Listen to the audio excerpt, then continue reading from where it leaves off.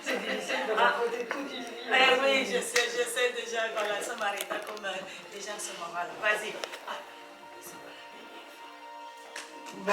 Je suis très très heureuse de pouvoir, si vous voyez ce que ça a été comme combat pour pouvoir dire tout ce que Dieu a fait pour moi. Voilà, moi je suis dans une église que j'aime énormément, mais on me disait attends. Et moi vraiment j'avais à cœur de pouvoir m'exprimer, de dire ce que Dieu avait fait pour moi dans ma vie.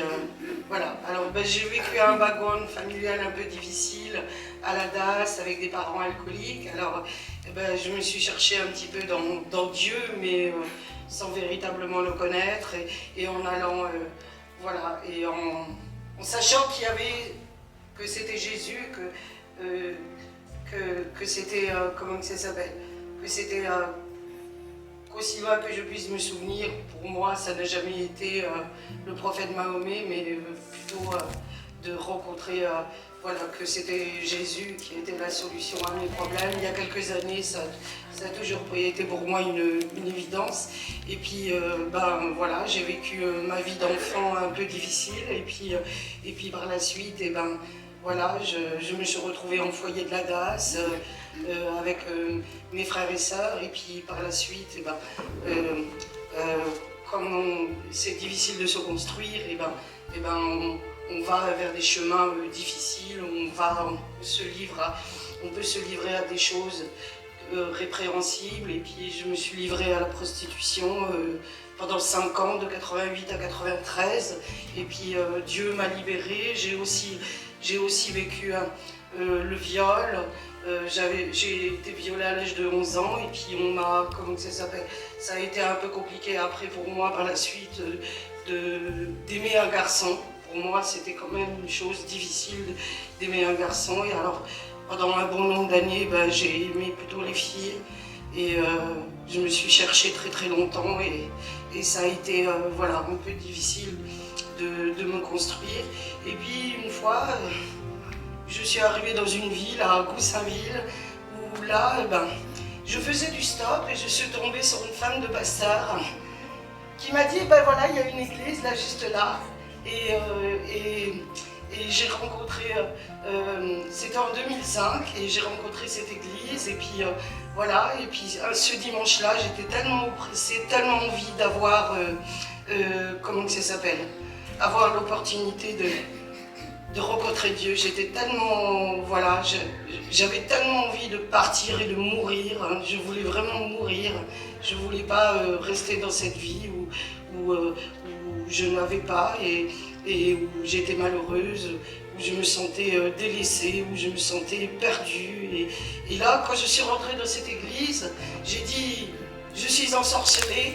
Et là, tout de suite, je me suis sentie voilà, soulagée de pouvoir dire qu'on m'avait fait du mal et que j'étais pas bien. Et j'ai rencontré Jésus. Alors, et là, je peux dire que j'ai senti qu'il était là et qu'il voulait m'aider, qu'il voulait que je sorte de là où j'étais, qu'il ne me jugeait pas, qu'il m'aimait tel que j'étais, même si j'étais homosexuelle, même si j'étais une ancienne prostituée. Je savais qu'il m'aimait,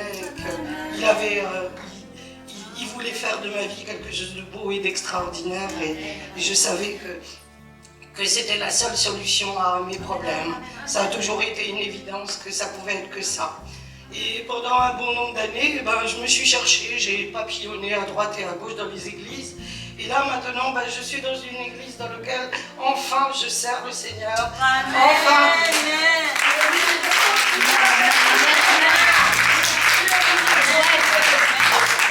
Où j'ai décroché de la cigarette, où là par exemple, vous voyez, je suis devenue aussi ambassadeur pour la série de Chosen. Je ne sais pas si vous avez entendu parler de cette série sur la vie de Jésus. Et là, je me sens vraiment à mon aise et heureuse de pouvoir d'être sortie de tout ça. Et aussi, comme j'étais aussi accro aux vidéos, J'ai regardé beaucoup de vidéos aussi pornographiques et aussi j'avais consulté des voyants sur des services d'hôtel et je m'étais retrouvée avec des factures de 1 900 € à payer. Et là, au jour d'aujourd'hui, vous voyez, j'ai un portable, j'ai un abonnement qui me revient à 18 € par mois. Là, j'ai quasiment terminé de régler l'intégralité de mes dettes. Il y en avait pour 13 000 € de dettes. La Banque de France a effacé tout. Ma banque, qui est quand même la banque postale, qui est une des plus dures que je connaisse, où ils sont très très exigeants, ils ne laissent rien passer. Et ben, ils m'ont laissé mon découvert, mon chéquier et même la carte bleue. Et là, je sens que vraiment, voilà, c'est quand même important de pouvoir s'exprimer. Je me dis que peut-être, il y a peut-être des personnes qui sont dans la même situation que la mienne et que mon témoignage, ça va pouvoir les aider, les conforter. Là, je vais commencer une formation d'agent administratif et d'accueil qui va durer 17 mois, payer 100% de mon ancien salaire. Et voilà, je suis dans un centre pour personnes en situation de handicap. Bon, si ce n'est que je suis un peu handicapée, mais voilà, je sais que Dieu, il ne va pas me laisser dans cette situation et qu'il va me libérer et qu'il va me guérir. Je crois à la guérison. Amen. Comme la parole dans Ésaïe 53, verset 5, par tes meurtrissures, je suis guérie. Et je sais que je vais guérir. Et je sais que Dieu a prévu un plan parfait pour moi dans ma vie. Et Amen. Amen. Amen. Amen. Amen. Amen. Amen. Amen. Il m'a libéré. Libéré. Oui, j'ai la victoire. Libéré. Jésus m'a vraiment Libéré.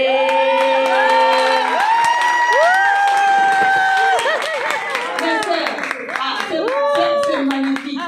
C'est magnifique. Amen. Entouré avec des prostituées. Oui, oui, oui, Le oui. Fils de Dieu qui n'a jamais péché. Amen. Ils étaient là, ils lui posaient l'air de tête, ils parlaient, ils les prostituées les faisaient même la soupe. Tout ça ne dit pas. Je suis certaine qu'ils mangeaient la soupe des prostituées. Ah Il a dit oui. les derniers seront les premiers. Amen. Alléluia. Alléluia. Je ne suis pas venue pour ceux qui sont en bonne santé. C'est ça. C'est ça, c'est ça. Alléluia. Amen. Alléluia. C'est un beau témoignage. Elle disait qu'elle était